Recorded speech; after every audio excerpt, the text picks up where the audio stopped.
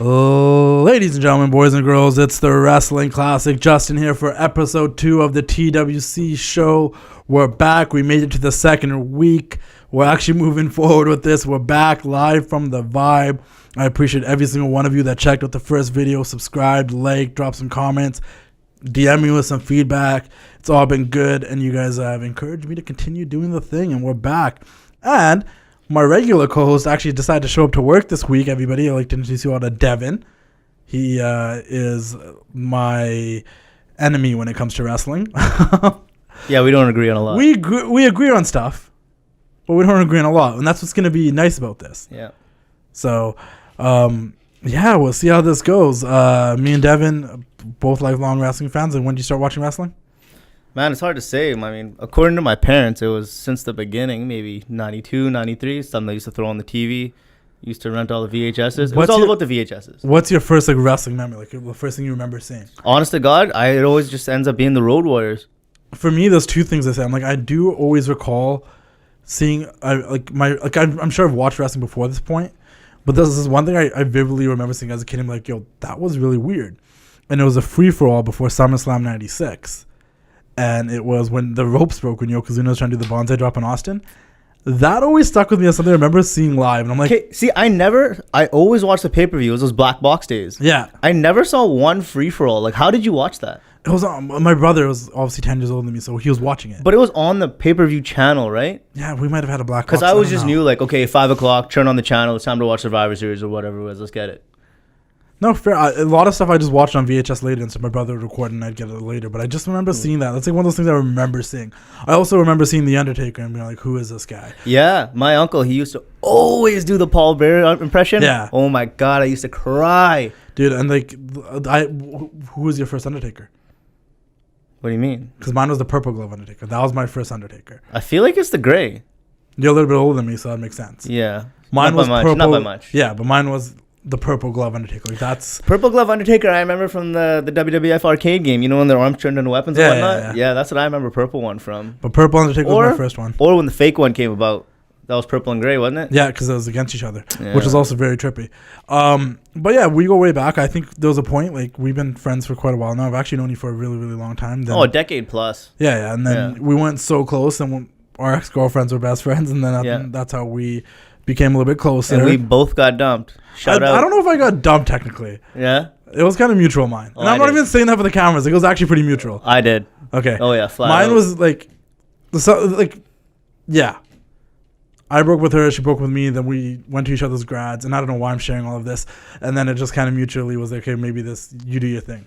That's fine. Yeah, but it's been a good decade plus. We've been getting there. But then this is the story I want to share. The reason why I'm sharing all this is I want to get to this point. So when that happened, when I broke up me and my ex broke up, we didn't talk that often for a little bit. No. It was a couple of years. There was 2009 and 2011, 12, like we talk, and then we end up having a class together. Yeah. And this is why I want to share a story, because I always talk about wrestling fans are always the 2011, 2012. Yeah, and the reason I want to share stories is because I'm like, wrestling fans are always unique. And this is why I created my page. I want wrestling fans to be able to communicate with each other and talk to each other, because like, and I guarantee a lot of you are going to be able to relate to this story.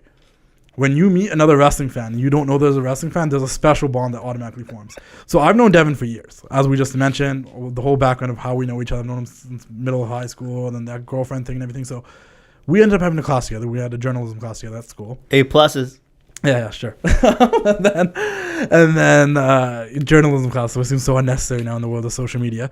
But anyways, isn't that what you are, a wrestling journalist? I'm not a wrestling journalist. No, you're just a nostalgia poster. Yeah, I'm not a real journalism. But but I remember it was a Monday, and I told you I had to leave early. Can you just give me the notes later and stuff? And you asked me why I had to leave, and I said I wanted to go home to watch Monday Night Raw. And at that very particular moment, we became best friends. It was like a stepbrothers moment. Yeah, I'm almost certain I was wearing a CM Punk shirt that day, too. Which I don't think I noticed. I just said I'm going to go home and watch Raw. And then we were like, you're going to go home and watch Raw? And we both, like, dipped. And then we became so close. And I think all the way up until, like, and that must have been, like, 2011, 2012. Because after Punk's pipe bomb, because I got back into wrestling. Yeah. And then I watched every pay-per-view almost at your house all of that year. And the big thing was, too, I remember, okay, you're like, okay, come by, we'll watch some stuff. I came, whatever. I'm like, yo, this guy's got a lot of DVDs. And then I was just like, oh, that's it. It's on. Oh, it's pre-WWE Network. Oh, my God. And you made me so mad one time because we found that guy. You found that guy. Yeah, I found this guy on Craigslist that was selling like his entire collection because he was about to have a baby. That poor guy. And since I'm notoriously late for everything, I got there early. This guy wanted us to buy his whole collection in one shot. And we're just like, no, we're just going to pick and choose DVDs. So by the time you got there, I already had like 30 DVDs picked up. And a lot of the stuff I wanted. These are $30, $40 DVDs. And I was buying them for like $5 a pop. The poor guy's and it's like, crazy. He's like, my wife's having another kid. You know, she wants me to empty this room out. Like, snooze, you lose. And it's crazy how fast you caught up to like my collection. Yeah. This was pre-WWE Network. Now I kind of look at my DVDs sometimes like, man. There's some I still pop them in. There's some documentaries and unreleased stuff that are gems. But like the ones I kind of get disappointed about is like all the pay-per-view DVDs about like all the WrestleManias. Like I just recently watched, even though it's on the network, I just recently threw in Rise and Fall of ECW because I'm just like, yo, sometimes you need something to fall asleep to. Yeah, but those ones are good. Like the documentaries and the like match compilation ones. But like the ones that are like I bought all the WrestleMania sets. And I'm like, oh, what a waste. Oh, yeah. I got them too. I know, but what a waste. I think I got up to 29.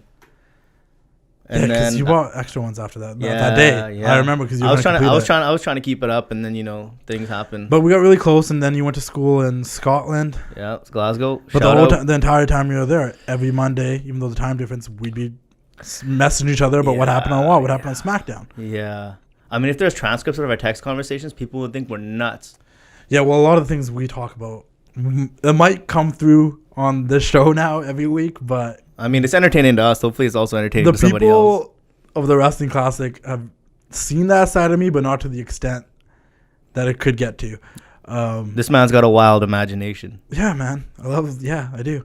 But you're the regular co-host. You didn't show up last week. It was your birthday, so I completely understand. I was pretty annoyed, but this is the official first episode. We had Intense on here for the first episode. We don't count the pilot. And now Devon finally showed up, and anytime either one of us can't make it, there will be another guest host. But I mean, it's fitting the day that Stone Cold Steve Austin and Hulk Hogan drop a podcast together. We launch ours. Oh yes, the immovable force and the something object are dropping one today on the same day. The something object. It was meant to be. That was a good podcast, by the way. Yeah, it was excellent. Yeah, that's another thing we have in common is we like the same podcast when it comes to wrestling podcasts. Man, straight up, Stone Cold's a good interviewer, man. The thing is, guys like Stone Cold and Chris Jericho and Jim Ross have been doing it for so long. Yeah. That when Conrad started his little stable of podcasts, it was nice to like listen to something different. The way Austin does it, though, he asks questions. Like Jericho, a lot of time mostly has like a conversation. Yeah. Austin will ask questions without actually seeming like he's interviewing someone, but you can tell he's done his research. He's got his points that he wants to get out there, but it flows good. Austin is just Austin. Like I hear his voice, and I'm just like, this guy's the man. Swig a beer for the working man. Because he is like it's Stone Cold interviewing people, and he's Stone Cold Steve Austin because he's not. It's him. His character was him times 10, right? How about that promo on the Raw reunion? It was great. Oh my god! But it's just him being him. That's. But you see how happy he was? Of course he was. He like genuinely seemed happy to be all around the good brothers. Yeah. Well, it's like we talked about this a little bit last week. I know you didn't want to tune in because you weren't on it, but about how it's kind of like like this summer I had a lot of weddings with a lot of people I went to high school with that I haven't talked to. Oh man, we're at that age, bro. Everybody getting married. Yeah, but it was so nice to hang out with everyone again because you saw them every day, and it was kind of like a reunion. Every wedding was like a reunion from you, and I had a great time. That's kind of what Raw reunion was. It's these guys that they saw every single day. They're on the road together, and now they hadn't seen each other for a bunch of years, and it was a good time. Yeah. But we're going to talk about Raw this week. Yep. But before we do that, I just want to give a quick shout out to Vision Pros. If you guys are looking for glasses or sunglasses or summer prescribed or unprescribed, check out visionpros.com and be sure to use my promo code VPClassic. You'll save 25% on all your purchases online if you go to visionpros.com and use VPClassic. These are brand name glasses, Ray-Ban, a bunch of other, Ray-Ban and a bunch of other brand name glasses and sunglasses. And they're already discounted, so you're going to get an additional 25% off that if you use the promo code VPClassic. It's visionpros.com. Check them out as soon as possible. Also, check out this new jacket. Use the promo code, guys. It'll really help us out. Really do use the promo code, guys. Definitely. But new jacket, Chalkland Official. New Wrestling Classic jacket. First new one since like I think 2016. I am not one to throw you compliments, but that looks great. Simple yet significant. Oh, it's beautiful. Chalkline official. If you're going to Toronto for SummerSlam, go to the SummerSlam shop that they're gonna have there. They're having their first. WrestleMania always has a shop. I did not know there's gonna be a Chalkline shop. No, it's the SummerSlam shop, but they're gonna have. They're in the Superstore. Yeah, the Superstore. That's what it's called. They're gonna have a SummerSlam Superstore like they do the WrestleMania Superstore. Man, everybody knows what Chalkline is now. And they're gonna have exclusive Chalkline gear. Exclusive made Toronto just for based. SummerSlam. Just for SummerSlam. And they're also dropping a ton of heat this summer, man. Like I talked about it last week, I'll talk about it again. The Bret Hart Foundation jersey, which as Canadian fans, that's huge. You got a Hart Foundation tracksuit, sweatpants, and a jacket. It's lit. A Kane jacket, a Carmella jacket. We all know Mella is money. I'll say that every week till I die. A Trish Stratus jacket. We got some big news about Trish Stratus this week. If you're going to SummerSlam, you're going to want to get your hands on that Trish Stratus jacket. They didn't lose a step on that promo. No, but we'll get to that. There's a ton of stuff Chalkline's doing. Definitely check them out. And also shout out to Corey Graves, Fatal Clothing, rocking a Corey Graves t-shirt. Got sent from Fatal Clothing. If you guys are want to support Corey Graves, one of the best commentators I'd say. I really hope he enjoyed his visit in Vancouver recently too. Actually, no, shout out to that. I hope he enjoyed it here too. It was a good time to be here too. It was nice and sunny. But I know Renee's not from here, but she's Canadian. I'm sure she took good care of him. Yeah, and they love BC. I think BC is the easy place to love. Yeah, but I'm not sure Ontario people would all think that though. Why? Because we just got this built-in beef. Oh, I guess so. But Corey Graves, Fatal Clothing, check out his stuff on there. It's Never Back Down or something. I forget what it's on the shirt. Oh, Never Back Down. Fatal. Fatal Clothing. Check out Corey Graves merch. Thank you, Corey Graves and Fatal Clothing, for the shirt. And yeah, man, let's get into Monday Night Raw. Let's hit it. How'd you feel about this week compared to last week? Last week was a reunion show. They lost a week in promoting SummerSlam, but this week they went all in. I mean, this is harsh. Like, you know me, I stay on Twitter. I like to follow Twitter stuff. So this is a very Twitter guy thing to say, but I thought the timing was really good. Everything was spaced out nice. It flowed nice. And, I wasn't like sitting watching the clock, watching my remote. I mean, obviously we all have our complaints and our nitpicks, but like I think the way it flowed, it was good. Okay, I'm going to be the other side of this, which is not usually like you. I really, really enjoyed this episode. It was a really good episode. By the time we got to the end of it, I'm like, okay, this was great. I get what they did. But I was watching the first hour, and I love that they started off the show with the 24/7 championship and the match. I thought it was different. It was unique. Man. The promo that opened it was they opened up the show and it was a promo video package about Drake Maverick's the new prototype, man. Why? He turned posters into this. Yeah, he's a man. He's the man. And him, R-Truth, all these guys are like, they made this title more important. They made it fun. But I enjoyed that they opened it like that. But my issue was this, is I love that they opened the show with wrestling, but it was all wrestling for like the first hour. Yeah, but at the same time, you'd be that same guy complaining that they open up every week with an in-ring promo. No, I was happy they opened up with the match, but it would have been nice to have a promo or something after the match and then back to wrestling. Oh, I see what you're saying. It was just felt like, because I'm that guy. If it was a pay-per-view, do match after match after match after match after match. It's just, I'm like, I don't know, like it was just wrestling for like a full hour, and then we got the moment of bliss, which wasn't that great anyways, and then back to wrestling again. Well, I know, like, you're a story guy, right? That's you like the stories. You like the stories, so I mean, it's hard to get into a match when you don't know why they're fighting. That's it. Like, I understood the 24/7 title, and then they had the tag title match. You know me, I'll get excited just for a matchup. Obviously, I love good stories, and I love good nuanced promos. I respect the psychology, but I mean, if it's a matchup I'm excited about, I'm like, let's get it. Let's move after this commercial. Let's see it. 24/7 stuff was cool. It's weird that they moved away from Drake and Truth, but they've been doing that a lot. Mike Kanellis, I want to say Michael Bennett, poor guy. Won the belt. Poor guy. And then his pregnant wife won the belt. Like, how do you feel about Maria Kanellis being the champion? Excellent. She's a legend. Is she? Killer on the mic, doing her job. Getting the spotlight. How do they get the belt off her? Now I'm really. It's gonna be entertaining. I already know it's gonna be entertaining, but I thought about like, this is what we're doing. I mean, they already showed last week you can enter the limo and then leave the limo without the belt, so whatever. And Pat Patterson, yeah, they'll find a way. Yeah, it was entertaining. I thought by the end of the Mike night, and Maria had their own thing going on, so I mean, they didn't really need to have them in it. But one thing that I am liking about that is one thing that I've always complained to you about is it always seems so regimented and segmented. You could only interact with the people you're feuding with, and it seems like they're starting to get out of that now, where you're seeing more and more random matchups that might not have anything to do with the program they're in at the time. Yeah. But it's like, hey, we're all on the same roster, we're all backstage at the same time. Why wouldn't they be interacting more? So for me, I mean, you got to take the good at the bad, and for me, it was more good than bad. I don't know. I'm still on the fence. I think they're doing that with the 24/7 title, but there's a lot that still felt segmented, I guess. But and then still, now Maria's a champion. I still think Carmella deserves to be 24/7. But one thing too, though. I mean, R-Truth is consistently funny, consistently hilarious. But I mean, at least this gives him maybe a week or a little bit of time to like, leave, and then he comes back, reminds us how funny he is, even if it's for one episode. Were you aware that Drake Maverick's wife was a wrestler?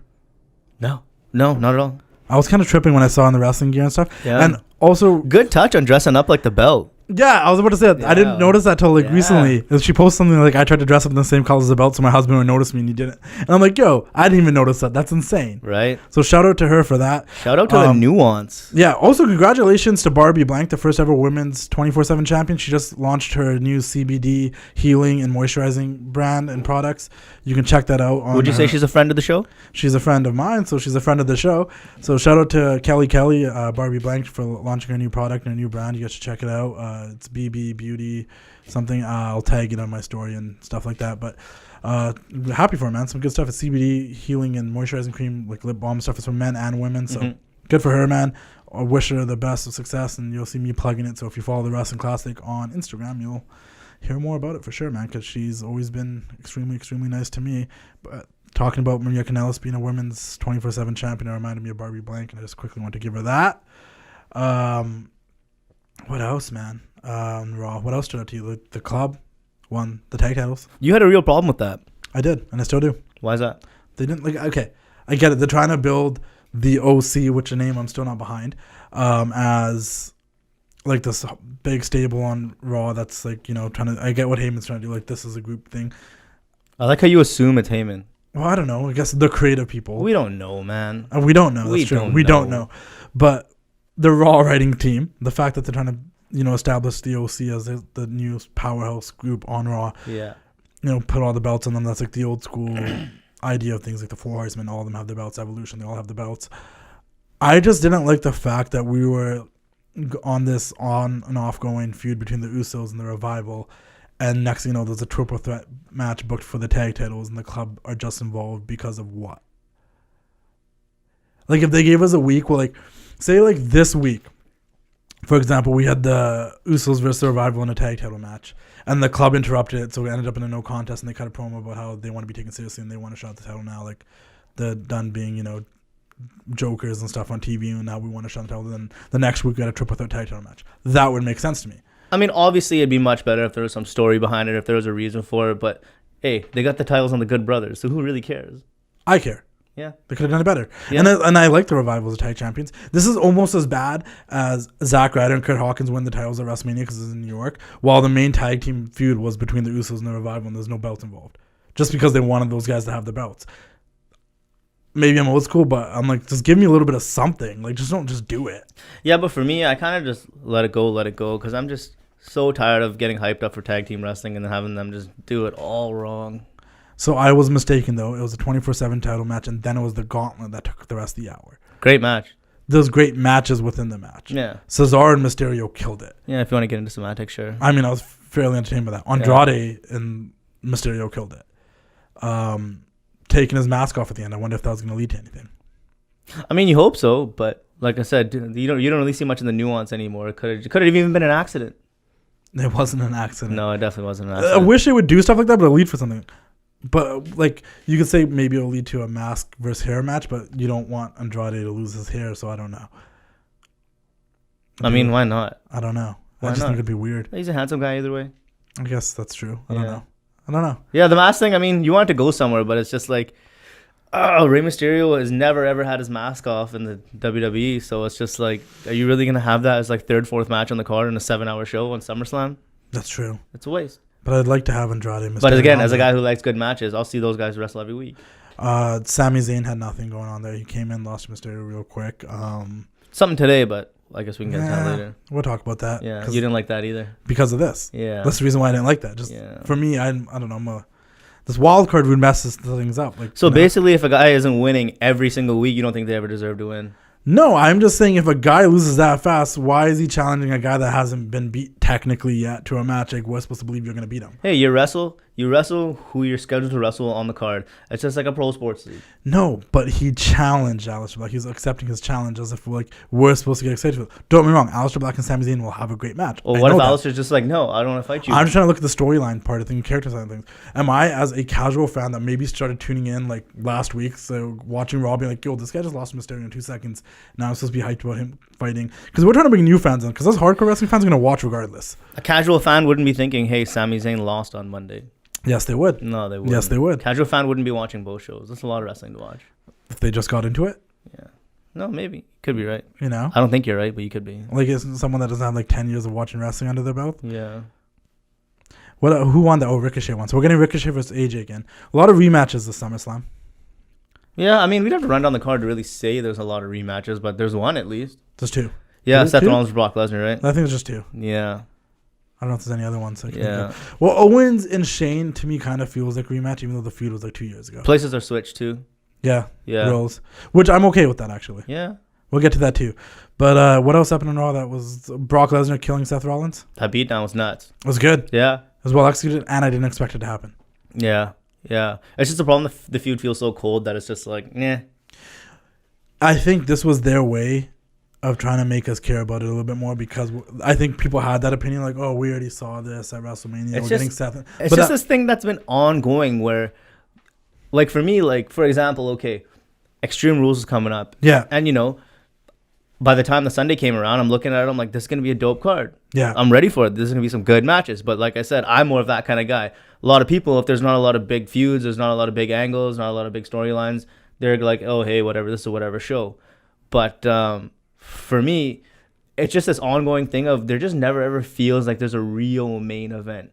It doesn't. Top 2 dogs going at each other, you know? It's just, and I think that's a lot of what you're alluding to here is a lot of the stuff that's going on is just kind of happening. There's no real reason for it, and there's no real reason for you to get into it. And that's why you're saying something like that beatdown is something to try and get us more into it, because I don't think it's just me. I think it doesn't really like if somebody asks you, and you know, as a casual fan you like to talk about, if somebody comes and says, oh, hey, you know, who's fighting for the title or who's the main guys, do you really know how to answer that?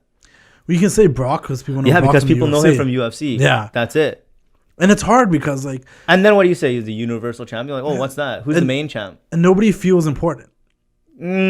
Yes and no. They're doing a really good job of KO. And, I mean, because me and you have been in it for so long and in the bubble, but I feel like they've done a pretty good job of trying to keep Kofi feel important. Yeah, I guess so. But I don't know. Like, I don't know, man. Because even Becky versus Natalya, like, that doesn't... Like, I get it's in Toronto. Natalya's on the card. Trish is on the card. Canada. Cheap Pops, maybe. I think Natalya's great. I think Trish is great. Hey man, once they gave Becky an on-screen boyfriend, it really cools her off a lot. and they still have to mention that she's Seth Rollins' girlfriend. Like even on Raw, they had to mention again. Like she couldn't just be Becky Lynch, the women's champion. No, and Seth, like they keep mentioning it. Like, can we just move from it? Hopefully, it's just the flavor of the month, and they don't hit it so hard going forward. And where was she when Seth was being loaded in the ambulance? If we're going to keep talking about it, where was she when Seth was being loaded in the ambulance and jumped again? I'm pretty sure after he got F5'd on that stretcher or whatever, there's a screenshot on Twitter where she's just like chilling in the back with her hands on her hips, not giving a care. Because he sold it, though. Like, the sounds he was making was almost like when Shane McMahon got beat up by Owens and Zayn and like, sounded like he was dying. Yeah. But those were brutal shots, those F5s on the chair. Like, that can't feel good. No, that's gotta hurt. And it was good because sometimes they do things on TV where you're like, why would we? This was good. Brock knows how to throw somebody around. Yeah, and Seth knows how to sell it. It was good stuff. It's always cool, and you know, we've had it a couple times with the ambulances heading out, and then somebody pops out of there to beat him up longer. Stone Cold's done it. Undertaker's done it. I always enjoyed it. I like the backstage stuff. I found it funny that the Usos and Roman were just laying on the ground backstage, and then the next segment, you know, they're all out there for wrestling with no explanation. Did Brock beat them up? Why were they knocked out? Do we know? Yeah. And you know, I totally didn't catch the ending of Raw there. Fill me what happened there. So basically what happened was they were supposed to have a Samoan Summit. I think that's what it was called. I don't know. Oh, right. The Joes. With Joe and Joe. Yeah. Joe and Roman. Big dog. But since Roman was just knocked down the back with the Usos, Joe came out and said, well, I don't want to do this talking thing. We should just fight. Roman came out. They started brawling. And then just carrying on an old feud, Drew McIntyre came out and started beating up Roman, which led to Cedric Alexander coming out to beat up Drew McIntyre. And then for some reason, the Club came out, or the Usos. One of them came out first, and then the Club came out. No AJ Styles, but just the club and the Usos, Drew McIntyre, Roman Reigns, Cedric Alexander, and Samoa Joe all fighting each other. Cedric started flying all over the place, flying on top of everyone, jumping outside the ring. He jumped off the stage onto everybody. You know what I hate was when they do those scenes where the guy jumps off something to jump on everybody, like he's also jumping on the guys he's supposed to be helping, and everyone gets knocked out. See, the bigger problem with me is, and I was even like this when I was a kid. Well, why are they waiting to get jumped on? Just that move. Too. Just move. Let the guy splat. It was very reminiscent. I don't know if you remember that one Raw back in like '96. I thought of this right off the bat. Sabu jumping off the Raw logo. Yeah. So that's what it reminded me of. Cedric jumped off the thing onto everybody. And then obviously it ended with the baby faces in the ring, the Usos, Cedric, and Roman in the ring, and the Samoa Joe, Drew McIntyre, and the club knocked out. The club just won the belts, got knocked out. Drew McIntyre, who's supposed to be the Scottish psychopath, never achieves anything, was knocked out. And Samoa Joe, who also never achieves any of his goals, was knocked out. Where a bunch of baby faces in the ring was celebrating happy, and there's probably going to be no continuation about it. Nobody's indestructible, man. I know, but like if it's going to be next week, they're going to continue this. What, are we going to have an 8-man tag match or something? Because now we've seen Drew McIntyre on SmackDown. Now we know they're going to have an 8-man tag match. You know what I mean? We saw Drew McIntyre on SmackDown. We saw Roman get attacked by some stranger. Like, the problem with the wild card rule is like if we just wait till next week to see what happened after this without seeing these guys on SmackDown again. Roman was in serious danger there. Oh, okay, we'll get there. But I just mean the end of Raw was fun because I'm a big fan of chaos. I'm okay with chaos. Are you? Yeah, I like chaos. Yeah. That's why like 1997 was probably one of my favorite years because Raw would always be chaotic. NWO was chaotic. I love when things are chaotic and does but there's a lack of logic there. Like Yeah, I don't really expect too much logic. Like if the club was out there, why wouldn't Styles come out? Yeah. Maybe they didn't print enough wild cards for the night. Oh, he's on Raw though. Why is Drew McIntyre still going after Roman? Because it's just like you don't just start liking someone because your feud's over. But he's just like, but then he's on SmackDown facing Kevin Owens, but he was also in a feud with Cedric Alexander, and Roman's trying to feud with Samoa. Like what's? Like I said, man, you just got to wrestle who's scheduled on the card. You got to show up to work and get that paycheck. Get that payday, make the next town. How do you feel? Like, yeah, but that's how Raw ended. I don't know. It was okay. I enjoyed it. It was good. Just after it was over, I'm like, now what? I mean, it wasn't horrible. There's nothing about that last segment that was like, oh my God, I can't wait to see what happens next week. They started doing pay-per-view so often that I think now they're the middle weeks leading up to the next pay-per-view always a bit of a lull. So I mean that would kind of explain what happened to Roman today, how we got like no explanation and kind of just him walking off all shook up. It's kind of like, okay, we bought ourselves another week. Because I mean, like I said, I'm a Twitter guy. I like to follow the Twitter. And you see today, like, all these reports that, hey, they're just rewriting the show right before the show. So it's just like, they're just trying to find a way to get themselves to the next week. And as long as it's not horrible, whatever, they're going to keep me around. I ain't going nowhere. But you know what they did do that kind of made me excited to see what happens next week, or see if anything happens. And thankfully, he wasn't on SmackDown to ruin the anticipation like they did with the rest of these guys that won that finishing sequence. What? Was the Braun Strowman thing. Yeah, I'm not really sure there's any purpose to any of that. Maria challenges manlyhood and monsterness. Yeah. He growled at the camera. Yeah. And we haven't seen him since, so what is he going to do? I don't know. And then they'll have him have a love angle with her or something. I know, but my point is this. Like they left us on that. Now we're saying, like, what is Braun going to do next week? I like that. That's what I like. Yeah, that's what I do. They don't need to be on TV every week. I don't like the whole, we just had a whole smudge at the end of Raw with a bunch of guys, and then half them showed up on SmackDown doing completely different things. Yeah. And now they're going to go back to Raw. Like, stop. Either continue the story through both shows, or just, like, don't have them on both shows. Man, I was going to say, I'd be perfectly content if they just had the brand split. Yeah. Yeah. Because both shows are stacked. I don't know when they're going to end this wildcard thing. This is the reason why I don't like it. Why was Drew McIntyre fighting Kevin Owens on SmackDown if he's feuding with Cedric and still going after Roman? Because they're building up KO, and you got to beat someone to be someone. Give KO somebody else to beat. It could be someone. There's not many someones. Let him beat somebody on SmackDown. They're going to beat Roman Reigns. They're both good guys. They're not going to do that. Have him beat, like... Who? Daniel Bryan. Yeah. Mm-hmm. Wow, you said something smart. Oh, thanks. Wow, I'm speechless. You know what I mean? Like, have him beat someone that is established on the SmackDown brand. You're getting serious here. No, it's silly to me. Yeah. But is there anything else in Raw you want to talk about? It's WWE, bro. A lot of it's silly. That's why we watch it. How about the fact that with the women's thing, they start doing like the online, continuing the beef thing, which has been like something that the female wrestlers I feel like have been doing since like Ronda was there, and they were continuing their feuds on social media and stuff, and Natalia and Becky Lynch. I'm all about that Natty promo on Twitter. We're cutting promos on each other, and she's whispering, talking about farting in the hallway. bad gimmicks like farting with Hornswoggle in the hallway. I don't know why somebody mentioned it. I don't know why she brought up the gimmick with farting with Hornswoggle in the hallway. Oh man, why? As in, like, she's had to overcome things. Bro, she had to overcome that. Bro, SummerSlam, Great Khali's gonna interfere and help her out. Just like old times. Is it, why would you bring that up, Natty? Like, you've gotten so far past that. Like, okay, you can talk about the 45-second matches and stuff like that, but why are you talking about... No, see, that actually makes a lot of sense because Becky always talks about people how trying to, her character saying everybody's trying to hold her down, everybody held her back. And Natty's saying, like, yo, we all got that complaint. Everybody on the roster's got that too. She's saying, hey, like, I've been through some stuff too. So are you trying to say that realistically Becky is always looking for the... Because that's how Becky got Not over realistically. I think they're trying to make the story make sense. So Becky... I don't need real. I just need logic. Yeah, so I want to try to break down this logic. Becky got over because the fans were behind her because she wasn't getting these opportunities and she was doing all these silly stuff. And why did the fans get behind her? And then she got serious and she became the man and she rose to the top and the fans got behind her. Yeah. Now, what Natalya is saying is that Becky's in this place where now she's at the top and it's getting old.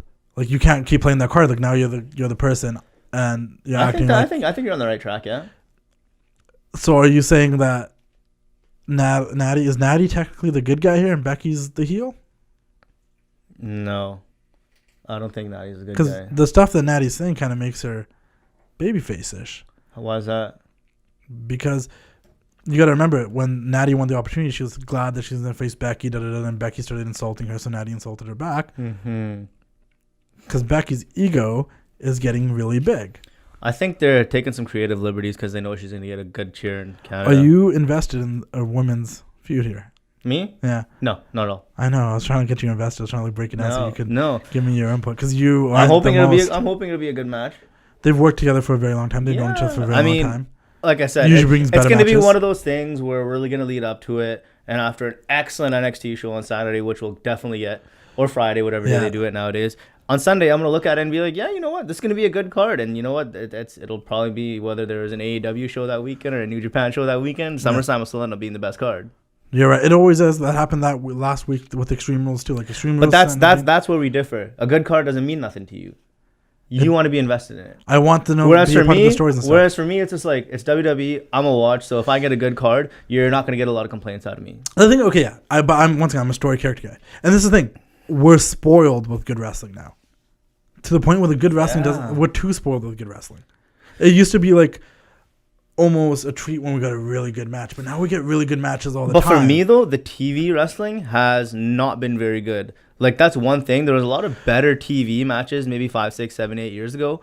So that's why I've kind of been enjoying the pay-per-views more this year because, the builds haven't been doing much for me, and the stories haven't really been there. But because the TV wrestling hasn't been that good, I feel like they've been going hard on the pay-per-views. I feel like the TV wrestling has been good. It's just that we get so much of it every week. Yeah, like this gauntlet was really good. There's a lot of things. I see what you're saying. Like, you kind of become immune to it. Yeah, because we're spoiled. Yeah, like that gauntlet. But that's the thing, though. Then you have something like Cesaro, Mysterio, where that stuck out, man. It did. But give it 4 or 5 weeks. We're going to forget about it because it's on TV. Pay-per-view matches are more memorable because on pay-per-views. Did we forget? Are we going to forget about it because it's on TV or because we see so much of it in such a short span? Because so much good wrestling every week on TV that you don't remember what happens in every Raw no more. They don't stand out. Okay, let me just, before we move forward, let me just break down. In my head right now, I'm trying to remember, like, yeah. It's because we get too much. This is good stuff all the time, but we just get too much. We'll remember. But you're saying it like it's a bad thing. It's not. I'm just saying, like, that's why characters and storylines matter more when you're doing a weekly TV show, because if you just keep giving really good wrestling matches on TV, people are going to forget about them anyways. And I mean, that Raw reunion totally makes your point. Like, everybody remembers those characters and we remember different moments and stories. So, I mean, yeah, you're right. That's my biggest thing, because, like, let's go back in wrestling, right? If I wasn't talk to someone like our intern here that's producing the show about wrestling, right? He's not going to sit here and be like, oh, do you remember in 1990, like I do, because I'm in the bubble. I'm a huge wrestling fan. I can sit here and be like, dude, 1996 European Championship match, Owen Hart vs. British Bulldog, that was such a good match. I remember that because I'm such a big wrestling fan. Yeah. Other fans will remember Stone Cold in the beer truck. This time Mike Tyson came out. People remember moments. They remember the characters. They remember the stories. They don't remember what matches happened on Raw on this date, on this time, this day. They don't. They might tell you what pay-per-view matches happened, because pay-per-views, but mostly back then, were like, you know, one every month, and you remember the cards and what matches are on there. You don't remember what happened on every single Raw unless you're like... So, are you invested in this Natalya Becky storyline? No. No. I like what's going on with it. They're trying to tell a story. It just seemed very hotshot. And this is not a knock on Natalia or Becky how Lynch. else do you start a feud? Honestly, if this was the start of the feud, then okay. But I don't feel like they're going to continue this going next month. Becky's having a new opponent. This is a SummerSlam hotshot Toronto situation. Yeah, but you know what though? I don't really need every feud to last 2 or 3 pay-per-views, man. I know, I agree with that too. I don't need that. But for us to get other people over, like, I'm gonna be. You know what it is? Because for right now, they're in a real building stage. Yeah. So why not keep switching up the feuds and see what clicks? Because you know what, Becky and Natalia. Yeah. It's definitely not going to be bad. Not at all. And we still are seeing if they're going to click. If they click, they'll have it go longer. I'm okay with that for the random pay-per-views. SummerSlam feels like they're all random now, bro. I don't know, but SummerSlam, WrestleMania, Royal Rumble, I feel like they're still special in a way. Yeah, I mean, that's why they're busting Trish Stratus out. Yeah, that's true. Yeah. I just, and I love Natalia and I love Becky. They're going to have a great match. It's going to be good, but there's still a part of me. Like, why are they calling it the manhandle slam? Come on. Oh, yeah, that I had that in my notes, actually. Unnecessary. That was like, Yeah. But I love Alexa Bliss. She looked great. Yeah. The moment of bliss was pretty unnecessary. I love the fake injury thing. That's so she Alexa can't do Bliss. no wrong, man. She's already. I mean, obviously they had that match a couple weeks ago where people were booing him and this and that, but that aside, like, she's in that. There's a reason everybody misses her when she gets hurt. She's in that, and I know you're not going to agree with this fully, but she's in that Charlotte category where she's already won enough titles. She's already had enough big matches. She's established. Not really sure what category you're talking about, but I think I know what you mean. The women that don't need to, like, Ember Moon still needs to prove herself. Yeah. Charlotte doesn't have to. Alexa doesn't have to. Ember Moon hasn't really done nothing. That's why. When she was starting again, she got hurt. There's people that have done stuff, and there's people that haven't. Yeah. Alexa and Charlotte aren't. So you know what? That's the game, though, man. There's only room for so many. Yeah, there's only so many top spots. But the other thing, I kind of miss Lacey Evans. I'll be straight up. Yeah.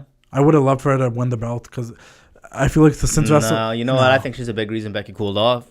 I think Becky cooled off because it's always fun watching someone chase the belt and be the champion. No. It's not exciting seeing Becky as champion. I mean, there could be more than one reason. It's exciting when there could be more than one reason, but those matches were not good. Oh, yeah, the matches weren't great, but she's an actual heel that could win the belt, and it made sense. Yeah. That if she won the belt by cheating or something, someone that's not good, that fans actually have heat with, she won the belt and Becky would have to try to win it back. Mm-hmm. More entertaining than Becky versus Natalia. Yeah. But I really try not to fantasy book that way. I do. Because you can't do anything about it now, but I'm just saying that would have been better. Because I'm just like, you know what, man? Otherwise, we'd just be ripping our hair out doing that all day. Yeah. But that's why we're here, is it not? That's the whole point of this. The point of this show is to give fantasy bookings and opinions like that so people can come back at me and be like, no, I don't agree with that, or I do agree with that. And we can start the conversation. Yeah. Because the best way to keep people invested in professional wrestling, WWE, AEW, New Japan Pro Wrestling, the best way to keep people invested is talking about it. Yeah. From a fan's perspective. We're not defending it. We're also getting people. It is cool booking the territory, but I do it in more of a, hey, wouldn't this be cool kind of point, as opposed to I'm mad this didn't happen kind of thing. I'm not mad about anything. So when we do this, like, it's never really out of anger for me, because for me it's just like, yo, I'm gonna watch what I'm gonna get. Oh, you know I'm a wrestling fan. Yeah, I'm never gonna stop watching. So I'm always in support of WWE. So from that, like, you see a lot of people who do it. They do it out of like anger and frustration. It's just like, no, I'm just thinking it would be cool to see this. And then if you do ever get that, you're like, oh, hey, I remember I thought about this last year. I'm not mad about anything, and I'm going to watch SummerSlam, and I'm going to enjoy it. I'm going to watch every week. I'm going to watch Raw and SmackDown. You think about going to Toronto? I was planning to. We'll find out next week what's going on. The people want to see you, man. You got to get out there. It's just life. But hey, you know my address. You know where to come. Yeah. But no, and the thing, the reason why I'm talking about this and we're doing this show is that so people can listen to this and hopefully be like, hey, I didn't know about any of this. This is the Wrestling Classic. He posts nostalgic clips. He's talking about the current product. Maybe I should tune in and see what he's talking about. Oh, one thing you really liked this week, though. Change it up real quick. What's that? You were a really big fan of that Orton promo this week. Yeah, we'll get to SmackDown. Yeah. We'll talk about it. But any highlight for Raw? What was the highlight for you? Me? Oof. I mean, it's got to be the beatdown. I think so. That was the best part. And I mean, like I said, it wasn't a bad show. It flowed real nice, but nothing really stuck out to me. Did anything happen in the second hour that was really important? I couldn't tell you. Moment of Bliss, tag titles. Yeah, like, I'm happy the Club are tag champions. Don't get me wrong. Once again, like, I'm happy. It looks good on the Good Brothers. I like the fact that the whole team is champions. I just wish they went about it a different way, but it's okay. I love those guys, man. They're great. I really miss talking shop. I've been a huge fan of them since they first came. They, it's kind of crazy that they shot them to the top, even though they didn't work their way there. But once again, I was okay with work their way there. No, I mean, what do you mean? I mean, work their way there, like, storyline wise, like. Vets, man. To get a tag title shot. Not to work their way in the business, obviously, or anything. I don't know anything about that. I never laced my boots. I don't know, man. He got me rolling my eyes, work their way up. No, I mean, to a tag title, like, what we're supposed to just give title shots out to people? So these Raw tag team titles are some like epic, historic, iconic belts. Like they gotta work their way up to get it. At least earn a shot at the belts. Nah, man, the good brothers are the real top guys. I'm gonna go with the Revival there. Yeah. No flips, just fists. Yeah, man. I like my brain busters. Yeah. Anyways, a little tension there, but you guys let us know who you guys more behind, the Revival or the Club? Which side are you on, team? Wait, that's team not where we were Devon? going with that. That's what we are. I got nothing bad to say about the Revival. It sounds like I have nothing bad to say about the Club, but I just. But this whole work their way up thing. Maybe those are the wrong. They used to beat up John Cena. What in 2016? It's 2019, bud. Still happened, man. It's ongoing. It's episodic. Longest running. Okay, I'm just like they were doing nothing for so long. They got put back together with AJ Styles and they won the belts and got a title shot out of nowhere. They castrated the New Day. When? I don't know, 3-4 years ago. Exactly. Yeah. I'm just like 1 week of them coming out there and establishing the fact that they want to go for the tag titles. There's like 3 teams. The Viking Raiders, they got all the way off over here. They're not even. Oh, they were in the second hour. They had a squash match. When you have 3 teams in the division, you're already in 3rd place. What are you gonna work your way up to? -1? Not a work your way up. Like, give me a story. The reason why you're getting the shot. Attack these guys and be like, we want a tag title shot. Okay, triple threat match next week. Tag titles. Like, give me they just got a title shot. Jeez. Yeah. No, I understand the frustration. That's, the work your way there was probably the wrong words to use. 100%. Yeah. I didn't mean it that way. I don't know. I'm not a wrestler. I know we're gonna be getting a lot of that. That's fine. I'm not that guy. Like, I've never laced my boots. I can't tell you how the business works. We're just fans giving our opinions and thoughts, and I just meant like I wanted a little bit more of a story with it. But it is what it is, man. I'm happy. You could probably they're take a champs. good bump if you wanted to, though. Yeah. I'm happy they're fans. I mean, I'm happy they're champs. Yeah. Not fans. Oops. Yeah. But yeah, let's get a SmackDown. I think the highlight of Raw both of us was the Seth Rollins beatdown. No, you know, for me now it's the Club winning the tag team titles. Shout out to the Good Brothers. It was Seth Rollins getting beat up from Brock Lesnar because that feud did kind of feel like the same feud we've seen for a while, but they stepped up a notch. It gave us a reason to be more invested. You know, I wouldn't be upset if they just started giving Brock Lesnar the mic. It might heat things up a little bit. The last thing I want to say, 2 things about Seth Rollins, is I'm hoping this fires him up more to be edgier and more Seth Rollins-ish again because he's been too cheesy with his girlfriend stuff. How uncool did he look standing next to the Street Profits? Yeah, and the whole burn it down thing, like that was cheesy. Oh my God. It's just, I love Seth Rollins. He's still my favorite wrestler. You know what though? Modern era, leading into WrestleMania, his good guy stuff was good then. I was not corny, but I think him getting beat up by Brock like this will bring that back. Like, oh, I need to beat the crap out of this guy next week. Yeah, but he always keeps his steam when you see him the way he fires up in matches. Yeah. So it's just like, okay, that's. I'm a Rollins fan. I'm happy the beatdown happened. I hope that gives him that edge back. We'll get to SmackDown quickly. Just want to give a quick shout out to my boys at Maestro Classic. I think last week I kept saying Maestro. Yeah, kind of called me out for that. And I know it's Maestro too because they've said it to me so many times. There was an episode last week.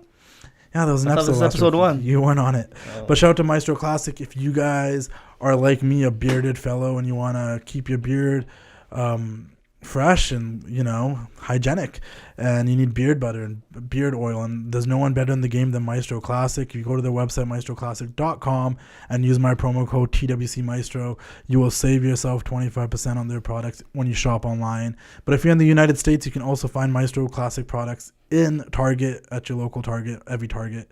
And also, man, you guys watch Raw and SmackDown every week, you see Mustafa Ali, you see Braun Strowman, you see Triple H, you see Seth Rollins, all these guys, their beards are shaped and cut by the maestros of Maestro Classic. So be sure to check them out, get their product. I use it, I love it. I've recommended it to so many other people, and I've never had bad feedback about Maestro Classic. They're the best in the business. Check out Maestro Classic at maestroclassic.com and use the promo code TWC Maestro. Other than that, obviously, we'll listen to the Hulk Hogan Stone Cold podcast earlier today, and Hulk Hogan dropped the name of his friend, Steve Cardillo. Yeah, your boy. My boy, too. My friend as well. Cardillo weight belts. Shout out to him. I was very happy when I heard that. Seems like a great guy. He's the man. Honestly, one of the most genuine people I've ever met. He's helped me out a lot with a lot of the stuff I've been able to do. If you ever watched wrestling back in the 90s, if you were a fan back in those days, where most of you are if you follow me, every time Hogan would whip people with his NWO Hollywood belt and WCW, Macho Man with those Madness belts, those were all Cardillo weight belts. If you've ever... You think he's making them for Cody Rhodes now? No, that's a different company. No? But he makes them for everyone, man. Shane McMahon, Stone Cold, The Rock. If you ever watch The Rock's Instagram videos where he's working out, he's wearing the weight belt. Those are Cardillo weight belts. Arnold Schwarzenegger, like everybody... Does he make one small enough for me? He could. I've done a ton of giveaways with him. We do giveaways all the time, so just keep your eye out for that. And check out Cardillo weight belts, man. The best in the game. If you're a bodybuilder, or if you're just a person that likes to collect things, man, you can get like your own custom Hulkamania weight belt or Macho Madness weight belts and so many others. He's hooked it up for people for me too. Like I remember I got him to make one for Jinder. I've got him to make one for Sheamus and stuff, and he always comes through, man. Steve Cardillo of Cardillo Weight Belts, check him out. And if you're in the Boston area, you can go to the store, or if you're in anywhere in those areas near Hogan Beach shops, they sell them at those too, man. All of Hogan's. Pastamania? No. Hogan's Beach Shops, the one in Orlando and one in Clearwater, I believe. But they sell Cardillo weight belts there too, so check them out. Other than that, back to business. Yeah, let's get Smackdown Live opens up with Shane McMahon saying he's not going to be on the show tonight. But technically that means he was on the show. Why didn't you make that comment when we were watching it? Because I was saving these comments. And SmackDown's more fresh in my mind right now. I underestimate you. SmackDown's fresh in my mind right now more than Raw because we just watched it when we came out. We're recording this on Tuesday because our producer over here is kicking it to California and we had to get this out a little earlier this Shout week. out to my man, The Wrestling Classic, for bringing me some pizza, by the way. Definitely did that. I was hungry. But yeah, Shane McMahon starts the show with Shane McMahon saying that he's not going to be on the show, which means he was on the show. And could have just, you think showed us they're a going to do tweet or Shane something. McMahon versus Aleister Black now? Shane McMahon went all white. He's got all white in the background. That's it. I don't think so. Well, he's got to work his way up to it, though, right? Yeah, he's got to work his way up to face Aleister Black, But Shane O'Mac made an appearance saying he wasn't going to be there, which led us to Kevin Owens coming out and cutting a promo about how he's going to beat Shane McMahon. A good Canadian kid. Obviously, Owens is hot right now, man. They did a whole complete 360 with him since... He can do no wrong by me. I mean, everything he's done since he's been back has been great, but now he's like back in an angle. Yeah. Because he did the New Day stuff and fought Kofi for that 1 month. And then he was kind of just doing Kevin Owens show segments. And now he's back in an angle. Him and Drew beat the dust off each other tonight. Still disappointed that Drew came out there. Going back to what we said earlier. Yeah, because he got beat up by Cedric Alexander on Monday. I just mean like, okay, I am down with intertwining storylines, but not on two separate shows. Okay. Like, I wasn't against Drew coming out there to fight Roman again, maybe. Because, okay, that's happened and they're on Raw. But why is he coming out here to fight a guy completely out of his, like, Oh, why? Because Drew's friends with Shane, so now he's going to beat up Kevin Owens? That's the only connection I can make, but, like... I don't know, man. I mean, it would have made sense. You have the days where you got, Shawn Michaels, having a feud with Razor Ramon. But he's going to have a match with, on a random Raw with a Portuguese Man of War sometimes. Yeah, but that guy's, like...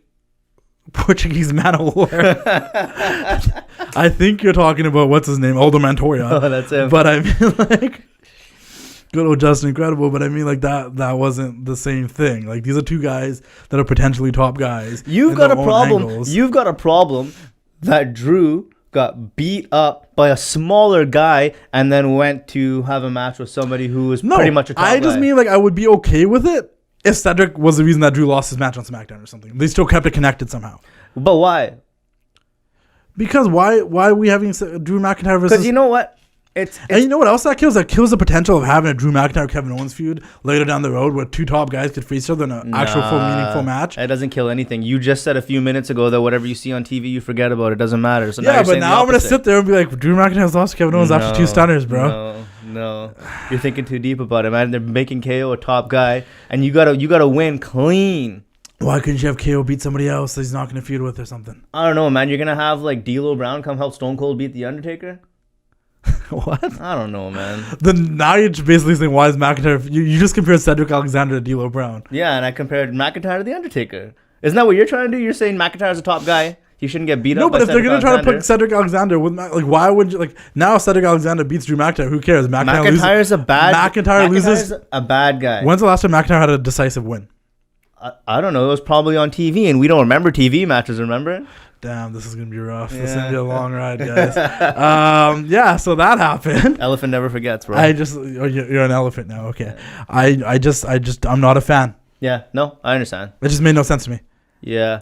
I think it made sense. But okay, McIntyre's. I would have rather think about this. I mean, you could just say, hey, it gives Shane McMahon more motivation that his buddy got the floor wiped. I would have rather have been like Elias. Yeah, why did it have to be McIntyre? I miss that guy, man. Just why did it have to be McIntyre? Because Elias is more of that kind of heel that gets away. He sneaks away. But him losing clean to... It wouldn't matter as much. No. He's not taken as big of a threat as McIntyre is. Let me just quickly... McIntyre's seen as a threat. No, I agree. Let's see here. What else happened on SmackDown that is talkable? I don't know, because it's just the stuff that, Aleister Black putting out a challenge. Trish and Charlotte. I mean, yeah. How good did Trish look? Excellent. You know, ready to compete. It's almost like though, like we've seen it quite a bit in the past year since Evolution and tag matches on Raw and stuff. So we know she's good to go. It's not. We might have seen her twice in the past 2 No, years. and I know, but I mean like we've seen it, so it's good. So I'm excited to actually see it. Oh yeah, I guess she was in the Royal Rumble. Yeah, right? like I'm not like oh my god, like can she like is this gonna be good? I actually think it's gonna be good because we've seen Trish do a thing and she can still do it. She still has it. Yeah, I mean it's something to fill out the 7-8 hour show they're gonna put on. And you put Charlotte out there with her. Sure. And you have a good Memphis King's Court segment with Jerry the King Lawler in his hometown of Memphis. Yeah. He's got a lot going on this week. I'm surprised he was on the show. It's in Memphis. Yeah. Show in Memphis with Jerry the King Lawler would be kind of weird. Yeah, I know. But how do you feel about that? I had a feeling the rumors been swirling around Charlotte versus Trish Stratus at SummerSlam. Once then, SummerSlam's in Toronto. Trish Stratus, Canadian, Toronto girl. I mean, when you have Charlotte saying, she's gonna, take on whoever, whatever she was saying about any era, I think that really would be the first name that comes to your mind. Because, as much as we like to, I don't think us sort of more hardcore, been around for a long time fans, I don't really think we all put Lita on the same level as Trish. So I think we're always going to think Trish first. I don't know. Like, we're not thinking Bull Nakano, I think Trish and Lita for me are kind of like neck and neck. Yeah. But no, Trish versus Charlotte, man. I'm excited for it. I think it'll be a good match. I would have been down for Beth Phoenix. Charlotte's given a lot of people their best matches. I know you might not agree, but if I think of Charlotte versus Asuka, that's probably one of the best matches of WrestleMania 34. Charlotte versus Ronda Rousey, just a singles match, was one of Ronda's best matches. Charlotte and Sasha tore down the house all the time. She honestly is like, she's the measuring stick, bro.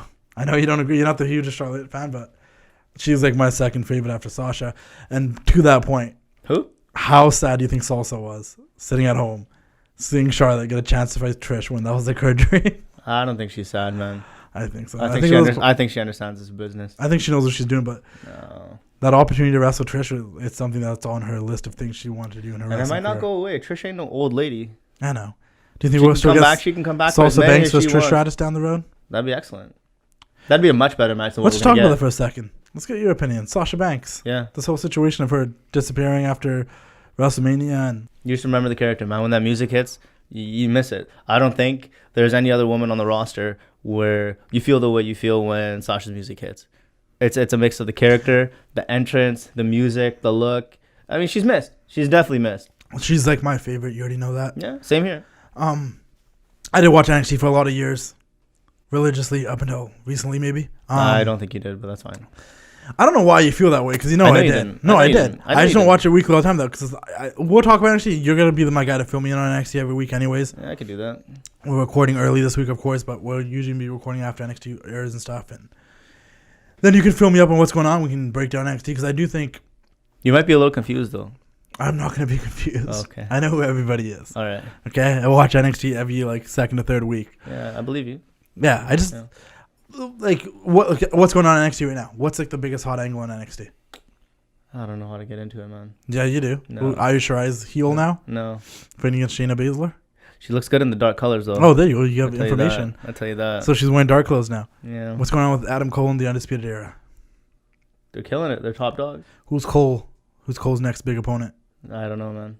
You do know? No. Isn't he fighting Gargano again? No, I don't know. I haven't really watched in a few weeks. Oh, wow. Look who's not watching NXT. Me. You see what happened there? Yeah. Yeah. So it's a thing. It's a thing, man. I just started a new job, man. I'm busy. Oh, here we go with the excuses now. Listen, it's hard to watch. Yeah. It's not hard to watch. It is. You watch Raw, you watch SmackDown. It's hard to watch NXT. You watch 205 Live. No. NXT really is a great show, though. It is. It's just, this is my issue with NXT, and I love NXT. I enjoy it a lot. My brother asks me every Wednesday. My brother watches it religiously. Yeah, and I think the wrestling on there is great and everything. And the takeovers, I've never missed a takeover. How could you? Exactly. My thing is this: is that there are some weeks on NXT, and it's not. This is the way it is. It's an hour show that I want to see Undisputed Era, and I know they're not going to be on the show. Not every week. And that's what. That's a nice thing about it too, though. It is kind of, but that's what kind of I don't really want to watch this episode for that, so whatever. I mean, Kyle O'Reilly's the man. Yes, the whole group. Bobby Fish is the man. Ciampa looks like he's ready to come back pretty soon. I'm excited for that. I'm a Ciampa fan. He wants Goldie back. I'm a Ciampa fan. Yeah. I'm an Adam Cole fan. I like Velveteen Dream. I think he's probably an enigma for that show. I don't know what he's doing up to lately. Velveteen, isn't he the North American champion? Yeah, but I mean, he was doing that. The last one I watched was Adam Cole. No, 3 people of Undisputed Era against Velveteen Dream, Tyler Breeze, and Matt Riddle. Yeah, good for Tyler Breeze. What's Matt Riddle up to? Him? I don't know. I saw him. He had a video on Twitter today with Stokely Hathaway. That guy's funny. Is he? Yeah, Stokely Hathaway's There's a funny so many dude. good people in NXT that I don't know. It just. Do you think at this point in NXT they're kind of? But it's exactly right up your alley. They tell stories, they follow through with them, and then the good ones they can have going for a long time. I know. It's just when you have to watch 3 hours of Raw and then 2 hours of SmackDown, then you gotta watch an hour of NXT, like. Yeah. And then now AEW is coming out with a show in October. Yeah. And AEW is supposed to go head to head in NXT because there's been rumors that they might throw NXT on Fox Sports 1 or something. Definitely gonna have to watch AEW when it first starts. Oh, I'm excited. I hope it's good. I'm excited. I hope it's good. It's gonna be. I don't know if I'm excited. It's gonna be different. I don't know if I'm excited. Why? But I think it's gonna be. What good. are your thoughts on the events so far? I mean, I haven't been the biggest fan, but I don't think they've been bad. I can agree because there's things I like and things I don't like, but it goes back to the same thing. It's like I miss Moxley, man. You have to watch. You have to watch Being the Elite and the Road to actually understand what's going on. Yeah, I'm just not the kind of guy that will watch a YouTube show except for this one. And even thank you, but even if you watch those, there's a lot of stuff that happens on the show and there's matching. Like there's no really real reason behind this match, and that's hard for me to get invested. But one thing I did notice too, even at the last one, Fight for the Fallen, they have good video packages that kind of wrap it up for you. The video packages are cool. Mm-hmm. The way that their look and feel of their arenas because what did Tony Schiavone have to do with the Young Bucks? Nothing, but they're using guys that people are familiar with, so people are like, oh, because it gets a cheap property. You saw Tony Schiavone. I got excited to see someone. Yeah, we got up and yelled. Yeah, we might have had a few alcoholic beverages. Well, what happened when fans? You know, like Tony Schiavone's the man. Yeah. I got excited to see Jake the Snake, even though I had no idea what he was doing there. He's from Georgia. Also, congratulations to my boy Chris Van Vliet, who's now part of the AEW team. He's got signed backstage announcer. A backstage announcer. Full-time gig. He's been a host and an interviewer for a lot of actual television networks as well as he was getting shout outs and stuff. He was getting shout outs. He was getting some hate on him from Jericho and MJF on Jericho's recent podcast there. Well, yeah, he did an interview with MJF. If you haven't seen it's probably some foreshadowing. They knew he was coming around. Yeah, but MJF's interview with Chris Van Vliet is probably one of my favorite Chris Van Vliet interviews ever because MJF is the man. Chris does a good job, though. Yeah, Chris is great, and he's been doing it for a very long time. Yeah. He's earned this, man. You know, now he's a friend of mine. I'm more than happy for him. He's Canadian, which makes it even better. Yeah, another win for Canada. Yeah. Congratulations, Chris Van Vliet. If you guys haven't, check out his YouTube channel. He's from here, isn't he? I think so. Yeah, he might be from Ontario, but he did work in Vancouver. I know he was on some local. TV he was. He's been before. here for a while. He worked there. He told me about when we first. Yeah, like maybe like City TV even or something like that. Shaw but TV. He's the man. He actually used to train up to be a wrestler at some point. He's always been. He's a lifelong wrestling fan, which makes it even better. Yeah, it's always nice when a lifelong wrestling fan gets there. Yeah, than someone that probably wasn't a fan. We welcome all the new fans too, though. Yeah, always. We want new fans. This is all about to bring you guys in. And if WWE is not killing it for you, hopefully you guys will check out AEW. Maybe that's more your flavor. Yeah. You know? Yeah. And if neither of those are your flavor, check NXT because that's a whole unique flavor in itself. Yeah, G1 season. Watch the G1. Oh, New Japan Pro Wrestling's killing with the G1. But we'll get back. We'll talk about NXT and we'll talk about G1 eventually. But what else about SmackDown? Sami Zayn's going after Aleister Black. I'm not a fan of that. Yeah, because he lost one match. Now he can't feud with anyone ever again. He's lost every match he's been in the last little while, besides when him and Owens beat the New Day. Yeah. Well, what has the Sami Zayn accomplished? I don't know, man. The best heels can lose, and it doesn't even matter. Then he might not be that good of a heel because it matters to me. Yeah, that's true. That's true. I'm not sure you matter that much, though. I know I don't. But that's just my opinion. To them, you matter to me. I know, but that's just my opinion. Yeah, no, that's fair.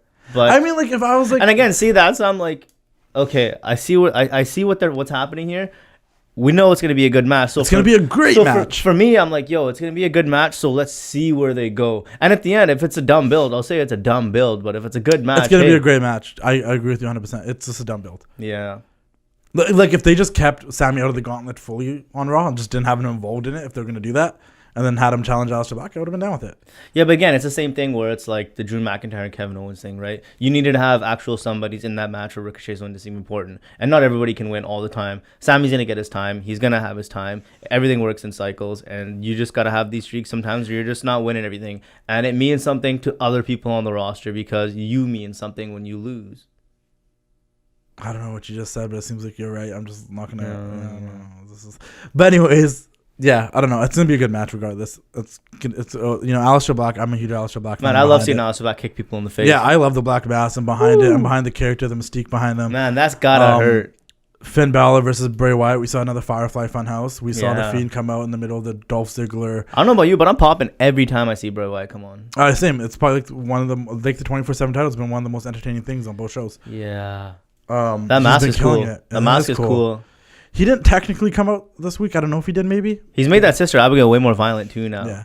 How do you feel about him using the mandible claw as like a secondary submission finishing move? You know what? All us internet. If he's going to. All of us internet marks really read pretty deep into that, but I'm just like, hey, I never got that from it. I just got he beat up the hardcore. No, that's what I said. If he's going to, and the reason I'm saying I like it is because I think everybody should kind of have like some submission. And enough people who I respect their opinions and who aren't totally, out of this world kind of thing. Yeah. Have sort of read into it like that. So I mean, I just like wrestlers when they have a submission finisher and a normal finisher. Like you should have a little bit of both. I mean, especially when you used to play the video games, you always wanted a guy that had a submission just in case. Yeah. Like if you couldn't hit him with your other move, you hit him with a submission. Yeah. But the disarmor and then the manhandle slam. I don't know. Yeah. Ember Moon and Bailey had some stuff today. Ember Moon's the number 1 contender. Yeah, that existed. Yeah. Yeah. Has the ship sailed on Ember Moon for you? Like I really was behind her like last October around Evolution time. But now I'm like, I don't know. It's like, is that Ember Moon fade? Like, I almost thought they were working towards Mandy Rose being the next number 1 contender, but then someone went to Ember Moon. I don't. No opinion? No, man. I mean, it's just kind of there. Yeah. They. You were a big fan of her facial expressions tonight. Yeah, huge fan. They always talk about the women's revolution, all this and that, right? But like in the end, they went from pumping up 1 women's match all the time to pumping up 1. And yeah, I know you made the comment they have 3 this time at SummerSlam, but it's also a show that's like 2 hours longer than all the other ones. They still only promote 1 or 2 women's matches, and now instead of getting 5 minutes, they get 12. Guess yeah. Yeah. But Trish and Charlotte feels like a big deal. Yeah. Becky and Natalia is somewhat of a big deal. If I was gonna rank them in order, it'd be Charlotte, Trish, Becky, Natalia, then Ember and Bailey. I mean, obviously so far Becky and Natalia feels bigger. Does it though? Yeah, I still just feel like it's a hot shot feud. If they're gonna continue it moving forward, then I'm with it. But as of right now, it just kind of feels like if this is the first match of a feud that's gonna carry on. You're saying Charlotte's a measuring stick. So how's that not a hot shot? Trish didn't work her way up. Trish doesn't have to. She's Trish Stratus. Oh, okay, I understand. She can come back and get shots at titles. She's not on the roster every week, not doing anything, and then all of a sudden doing something. Yeah, she's just been at home, not wrestling, right? But she's Trish Stratus. Yeah, no, it's fair enough. And Charlotte can challenge Trish Stratus. Yeah. It's different, dude. No, it is different. Let's if we're seeing the club every week cracking jokes. Yeah, every week. I'm playing devil's advocate. Dressing up as doctors and cracking jokes and losing. Hey, I brought up that people. doctors thing, and you're like, when was that? That was years ago. Okay, fine. Losing to Ricochet back to back for the sake of a feud with AJ Styles, and then winning the titles a week later. Like you couldn't even. Both of you couldn't beat Ricochet, but you guys can beat 2 other teams. Like, and get a title shot out of nowhere. Yeah, but Ricochet's a tier above the tag team division. But just earn your title shot. Make a reason why you're getting it. That's who what are they supposed to be? Like I just didn't like the fact that like you already made fun of Hawkins and Ryder. They're supposed to beat Hawkins and Ryder. They're supposed to beat the B team. No, they just should have done something to make an impact to earn a title shot to make it like a story rather than just get a title shot. Like beat 2 nobodies like the Viking or just Raiders do every week. Like I said earlier, interfere in a match between the Revival and the Usos and be like, we want a title shot. Like just give me a reason why you're getting this title shot after losing to Ricochet in like 2 minutes each. But yeah, and that's why. But Trish Stratus is a legend. If John Cena waltzes back in here and will challenge anybody, it's important. Yeah. You're established. Yeah. Roman can challenge anyone. He's established. It's different. Did we really get into that stuff falling all over him? No, that's what we're gonna end with. Roman Reigns. Yeah. Stuff falling on him. I'm interested in it. I'm intrigued by it. I want to know why he just walked away and he's just like, "Yo, what's happening here?" Like he didn't even go finish the interview or get angry. He looked shooken up, and it's like. What that's realistic though. What would you feel like earlier, if that big stuff fell on you? We talked earlier that I would have had it end with the stuff falling on him and then people helping him get out and then had the show end. But they had him get up and walk away for a couple of minutes, looking shooken up and confused. Yeah. So what is that going to lead to? Is what's interesting for me. Is he still going to be shaken up next week? A lot has happened to Roman this week. Yeah, because I feel like they probably changed his feud like 3-4 times in the last week. But let's be honest though. That's the one case where I'll say, hey, now that's kind of cool that he was beefing with Joe, getting attacked by McIntyre, just got a feud with Shane, because the who did it leaves you with a lot of different options you can go with. I was going to say, so like super duper hardcore fantasy booking, who would be like fun for you? I think Joe would be the obvious question because he's in a new feud with Joe. Yeah. It's not that there's just not that many names to get excited about. if it's McIntyre and Shane again, I'm not behind that. Yeah. If it magically becomes Elias, I was just that would gonna be say, what if something. it's Elias? It could be I just feel like it couldn't be Strowman because like Strowman because we saw Strowman get mad at that moment in Raw. And Strowman would have dropped like a building on him or something. That's like a downgrade. But it is one of those situations of a whodunit. Yeah. I wonder who it could be. Like when Austin ran over with a car. I did it for The Rock. Who do you think it could be? Rikishi. Who's fun for you? Me? Oh, I mean, somebody on the roster. I don't know, man. Bobby Lashley. Like, I don't know. I'm not saying that's fun for me, but like, who really could it be? Because I mean, you gotta assume it's like some bigger, stronger person. And Roman's the type of guy that's it's good to do an angle like this with. Or is it like a smaller guy? What if it's like a Cedric Alexander? I don't know. Right? But I think that's kind of like, I don't know what's the highlight of SmackDown for you then. I'm gonna say Trish and Charlotte being Trish and booked Charlotte probably. because I was excited about Trish and that. Charlotte It was a probably. rumor, but seeing Trish out there and seeing that's gonna happen in Toronto and having Trish back in for another Yeah, match no, is great. that was cool. The Roman thing's the most. That was a good cliffhanger though. Yeah. Ali beat Shinsuke. I know we didn't talk about that, but does that mean he's the next up for the Intercontinental title? Yeah. That'd be interesting to see.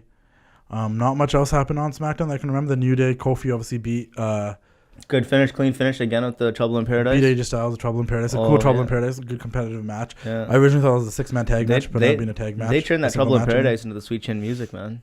That's good. Oh, and let's talk about it really quickly before. I'm trying to think what else happened on SmackDown. But the one thing that I really, really, really enjoyed was that Randy Orton promo. Yeah, that was great. And the thing that they incorporated the whole stupid thing And you into know what? it. When they bring up stuff from the past, it makes you feel like, okay, at least I watched for something. Yeah, and right? it's like, oh, they're actually using that to this. You're getting a little treat, you know? Because that's a little treat for actually putting the time in to watch. And if anyone knows me, like once again, as a storyline character guy, I'm the biggest on like I hate when like the lineage of a person's career doesn't make. Randy Orton's career always makes sense from start to finish. Who he was, getting backstabbed, reason why his personality is the way it is, doesn't trust nobody because, you know, you can connect all the reason why Randy is the way Randy Orton is. Yeah. I love that they still bring up all that stuff and then Randy Orton's like, yeah. And then they found a way to talk about Randy using his influence without saying, you know, like the insider terms, like you buried me or you politic. Yeah. They made it seem like, you know. Randy Orton just thought he wasn't ready. Yeah. And the only reason there was a Kofi Mania was because he injured Mustafa Ali and you got in the elimination. Yeah, that was a great touch. See, that's even one that you or I couldn't even thought of. And I like the fact that they're using it because that makes the story make more sense. Stuff like that's great. Like, you should be thanking me. Now I'm invested because it's true. And you know what, though? Can you be, like, realistic? Randy Orton, in my mind, I understand he fought Samoa Joe. He fought Kevin Owens. But Randy Orton might be Kofi Kingston's biggest threat yet. And that to me makes it a really top SummerSlam match. Yeah, because Randy Orton's believable. He's Yeah. the champion so many times. He's main event He's or the at least guy. co-main whenever he's around. You know, he doesn't get as much credit as like the John Cena of the world, but he's in that same stratosphere. And he's one of those guys too. Stratosphere. He's not on TV every single week. Yeah. If they don't got nothing for him, he's not there. Which is a good thing that they And do that's with what they them. used to do with Joe. I don't know what they're doing with Joe now. No, but it's that's good that another- they do with Orton because he isn't a guy that's been on our TV for like 17 years. Yeah. So when he does disappear for a bit and come back, it's like, oh yeah, Orton. Yeah. You always believe it. Plus, When- like, you get more years out of him if you're not using him when too Orton much. was in the Battle Royal and in that number one contender Battle Royal, you believed it. When Orton was feuding this guy, you believed it. Anytime Orton does anything, it's believable because his character's already established. He's like Shawn Michaels when Shawn Michaels was in the second run. If Shawn Michaels got put in a title match, we were down for it. Yeah. Didn't happen much because he just got better stories. He didn't need to win. Yeah. Orton doesn't need to win the title, but he can put people over in title matches. Yeah. Shawn Michaels put Orton over. Comes full circle. Anything else you want to touch on? Big Show's getting a Netflix sitcom. Yeah. Shout out to the Big Show. You know how much I Legend, love him. the greatest of all Icon, time. Paul White, baby. Your favorite wrestler's favorite Oh wrestler. yeah, dude. Everybody, dude, and he's fit, man. I will be binge watching that. I'm excited. Will to you see join it. me? No, 100%, dude. Yes. Big Show's the man. Bring more pizza. Hell yeah. Thank you, This sir. piece is good. I don't think there's anything else, man. Is there anything else we need to touch on this week? No, it's been a great first episode. Second episode. No, we don't count the pilot. We do. All right. This is the TWC show now, not the TWC report as it was last week. So little upgrades. Yeah, the network didn't pick it up. They'll pick this one up. Yeah. We'll see what happens, guys. I hope you guys enjoyed the show. We'll be back next week, definitely for sure. As you can tell, me and Devon, we don't agree on everything, so it's a little bit more of a battle. Mm-hmm. It's a little bit more of a debate. I mean, hit the comments if you have anything you want us And to we talk want about. you guys to debate too, man. Whose opinion do you agree with? His or mine? Do you guys enjoy some of the fantasy booking stuff we talked about? Do you guys agree that something like, you know, I don't know. I mean, we're brand new. We're open to any suggestions, yeah, comments. who attacked Roman Reigns? Let us know. Who do you think attacked Roman Reigns? Tune in next week to find out. We'll find out. Hopefully we do find out next week because SummerSlam's only, 2 weeks away. They have one more SmackDown and Raw to go. And then it's SummerSlam weekend. Mm-hmm. One of the hottest summer. Was it the biggest party of the summer, as they used to call it? The roller coaster. The roller coaster. Yeah. Anyways, guys, I hope you guys enjoyed this. Once again, thank you, Chalkline, for the new jacket. I love it. Simple yet significant. Check out all the merch that's dropping this summer. They got a lot of heat coming out. Follow the Wrestling Classic. Buy a shirt. Yeah.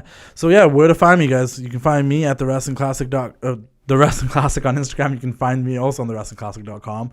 If you want any Wrestling Classic merch, like the one Devon's wearing there, you go to TWCshop.com and you can get yourself some swag on Twitter. I do need a fresh one. Well, they're coming around the world. I am printing some fresh ones to sell. Buy them up. But also on Twitter, you can find me at TWC Worldwide. I don't tweet that much. We might make a Twitter for the show, but Devon will probably be handling that more than I am because I'm not a Twitter person. You're not very good at it. He's the guy that's going to bring all the news from Twitter and give me the insights from all those great journalists out there because I don't really know what's going on that often, but he seems to always know what's going on. No, I don't want to get killed for my commentary, man. Well, listen here, man. Whatever Tobias Elliott tells us, we're going to roll with. Yeah. Where can they find you? You can't find me. Maybe one day soon. They can find you. Yeah. You can find him on Twitter, but he's kind of keep it DL. At DLAL1990, if you want me. You can find him on Twitter at DLAL1990, and you won't get a lot of commentary mostly. He's just a lot not of on retweets. Instagram and other stuff, but you can, if you have anything hateful that you want to say to him for disagreeing with me, you can comment in the YouTube comments here. Any positive, negative, we're just building this up. We're starting and fresh. If there's anything you guys want us to talk about, like if there's any questions you guys have, any topics you specifically want us to talk about, hit me up at info@thewrestlingclassic.com with questions and stuff for the show, and we'll answer you guys' questions. I'll give you guys shout outs, and we're good, man. Hope to see you guys all next week. Giving us Hope gold. you guys enjoyed the second episode, and we'll see you next time. Ooh, yeah, dig it.